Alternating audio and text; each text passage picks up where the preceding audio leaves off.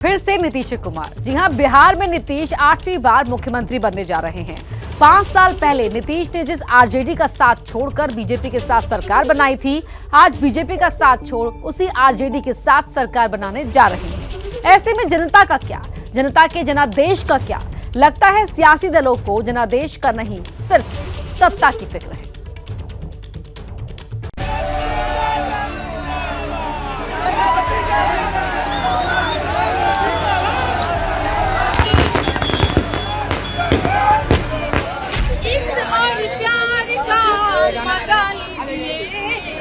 इश्क और प्यार का मजा लीजिए, थोड़ा इंतजार का मजा लीजिए। और सच भी यही है कि सब मजा ले रहे हैं। नीतीश कुमार मजा ले रहे हैं। लोकसभा राज्यसभा के सांसद और सारे विधायक और सब लोगों की इच्छा यही हुई है कि हम लोगों को एनडीए छोड़ देना चाहिए। तो जैसे ही एनडीए छोड़ने का निर्णय सब लोगों की थी ही, तो हमने उसी को स्वीकार कर लिया और आकर के यहाँ जो एनडीए की सरकार में हम मुख्यमंत्री थे, हमने मुख्यमंत्री पद से इस्तीफा सौंप दिया। तेजस्वी यादव मजा ले रहे हैं। तो नीतीश कुमार जी को धन्यवाद देते कि इन्होंने फिर से एक बार जो है लीडर निर्णय लेने का काम किया। कांग्रेस मजा ले रही है। महाराष्ट्र में जो तख्ता पलट हुआ, ये अमित शाह का मास्टर स्ट्रोक कहा जाता है, और जो बिहार में सत्ता परिवर्तन है, ये प्रियंका गांधी का मास्टर स्ट्रोक है। 5 साल पहले बीजेपी ने भी नीतीश कुमार को समर्थन देकर ऐसा ही मजा लिया था।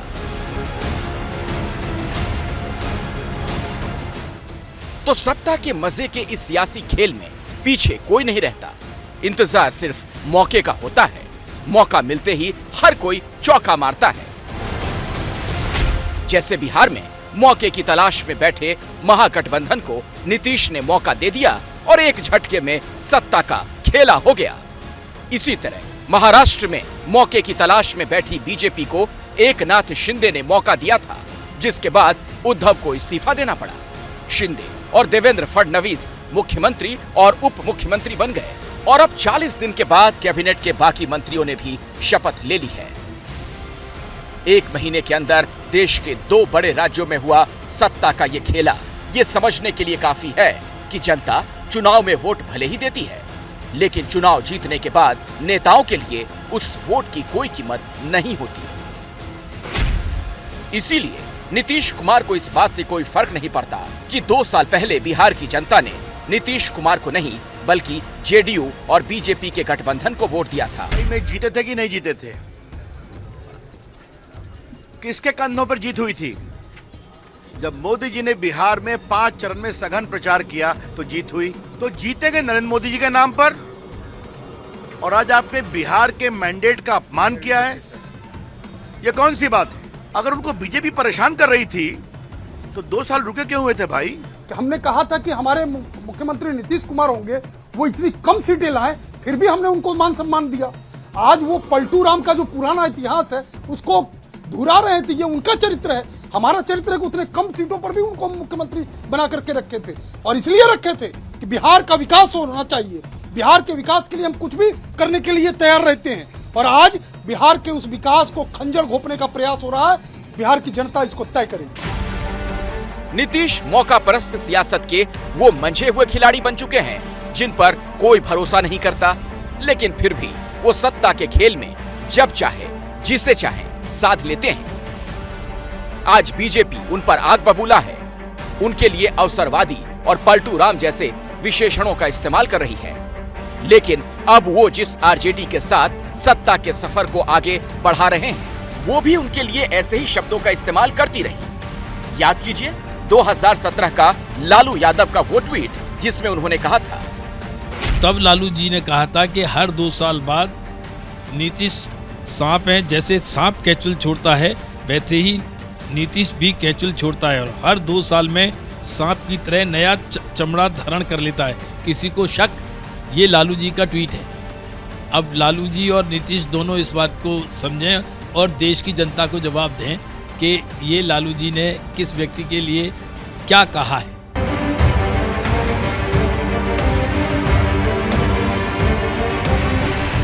कहते हैं कि राजनीति में ना कोई स्थायी दोस्त होता है, ना स्थायी दुश्मन।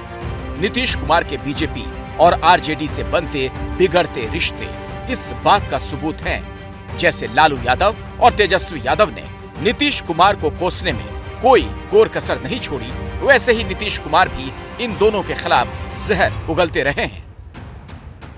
देहात में कहावत है कि छोड़ने हुई है तो गलगर हुई है। यही बात बिहार के मुख्यमंत्री श्री नीतीश कुमार पर लागू होता है। का बहाना बना के चादर ओढ़ के न जाने भारत के राजनीतिक इतिहास में कितना बारी पलटी इन्होंने मारा है। इनको पलटू राम ही कहिए, राजनीति के ये पलटू राम है। वो कह रहे हैं कि हम यहाँ पटना आए ही हैं नीतीश जी का विसर्जन करने के लिए। छोड़िए न, कर दे, गोलियां मरवा दे। सबसे अच्छा यही होगा। रोजगार का मुद्दा बाकी कुछ नहीं कर सकते। अगर चाहें तो गोली मरवा सकते और कुछ नहीं कर सकते। समझ गए? लेकिन अब सब बदल गया है। पुरानी बातें भुला दी गईं, दुश्मन दोस्त बन गए। में भूल गए मंत्री जी को अरे भाई, हम लोग चाचा भतीजा लोग हैं, लड़े भी हैं, आरोप भी लगाए हैं। पलटू राम कहा था, पलटू चाचा पुकारते थे। हम लोग तो समाजवादी लोग हैं ना, तो हमारी जो पुरखों की विरासत है वो कोई और ले जाएगा क्या? हम लोगों का अधिकार नहीं है क्या? तो हर घर में लड़ाई होती है, हर भाई में बकझक होती है, तो उस पर ध्यान नहीं देना। आपने कहा था कि भ्रष्टाचार से और कम्युनलिज्म से समझौता नहीं करेंगे। तेजस्वी यादव पर भ्रष्टाचार का आरोप का सवाल ही नहीं पैदा होता है। शुरू से कभी नहीं होने दिए हम लोग। और समाज में प्रेम और भाईचारे का भाव रहना चाहिए। और किसी तरह के भ्रष्टाचार को हम लोग नहीं स्वीकार करते हैं। हर तरह से काम करते हैं। वो सब तो मिल के अब हम लोग करते ही रहेंगे, कोई चिंता मत करिए। और आगे क्या होगा, अब हम लोग सब एक साथ रहेंगे। और इस तरह सारे गिले शिकवे मिटाकर चाचा भतीजे की जोड़ी फिर से सत्ता के सिंहासन की तरफ बढ़ चली। बीजेपी को ठेंगा दिखाकर नीतीश कुमार राजभवन पहुंचे, मुख्यमंत्री पद से इस्तीफा दिया, बाहर निकलकर एनडीए से अलग होने का ऐलान कर दिया। लोकसभा राज्यसभा के सांसद और सारे विधायक और सब लोगों की इच्छा यही हुई है कि हम लोगों को एनडीए छोड़ देना चाहिए।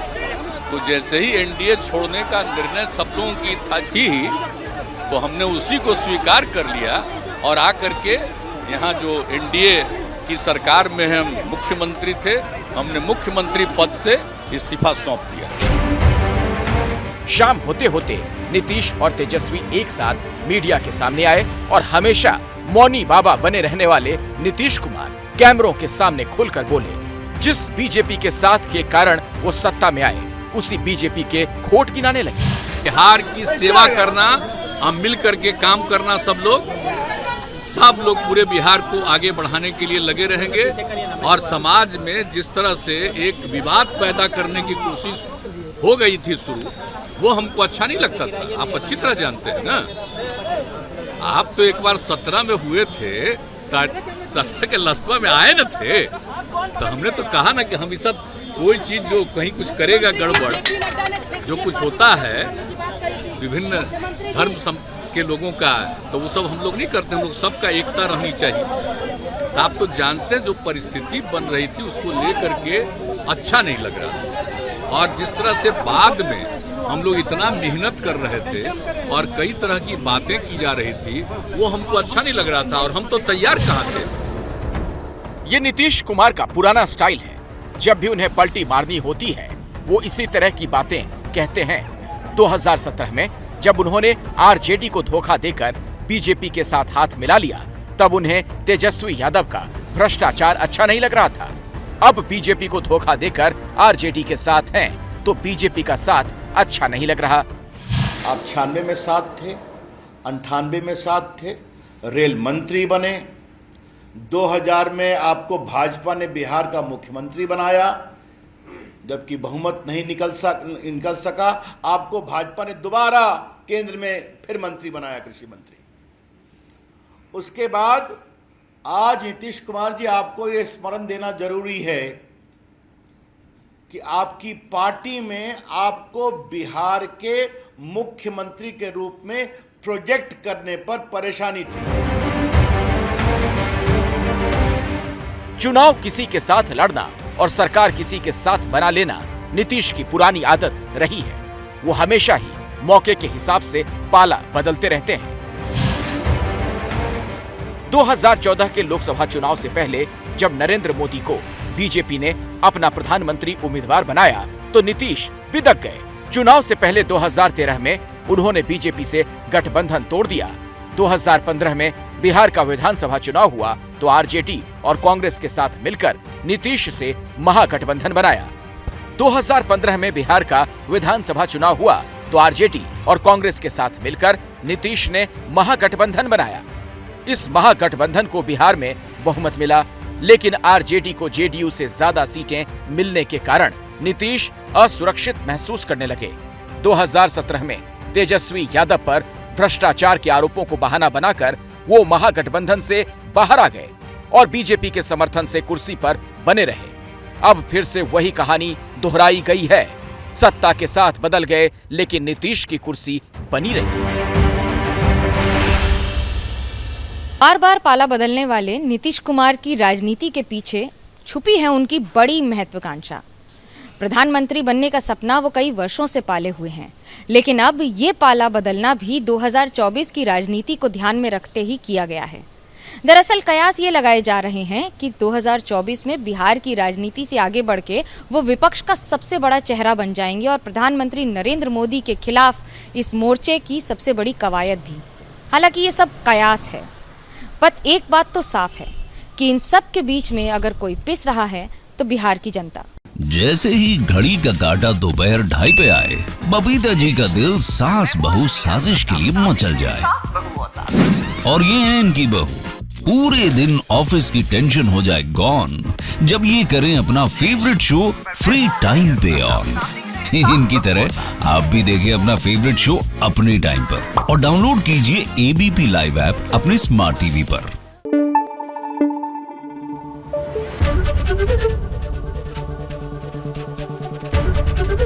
एबीपी न्यूज आपको रखे आगे।